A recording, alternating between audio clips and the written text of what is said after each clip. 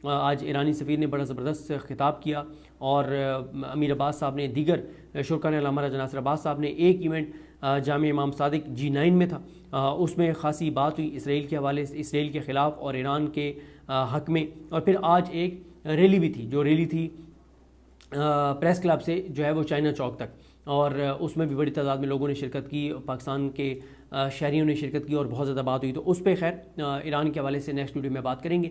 और ईरान की स्पोर्ट की जो एक सबसे बड़ी वजह है वो ये है कि ईरान वो वाहिद इस्लामी मुल्क है जो इस वक्त इसराइल से मज़लूम फ़लस्तीनियों का बदला ले रहा है, जो अटैक कर रहा है इसराइल को, जो इसराइल से बदला ले रहा है।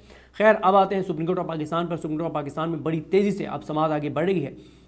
जो 11 जजेस सुन रहे हैं, मखसूस नशिस्तों का केस है। एक बात आपको ये जहन में होनी चाहिए कि सुप्रीम कोर्ट की छुट्टियां हो चुकी हैं, लेकिन ये 11 जजेस अपनी छुट्टियां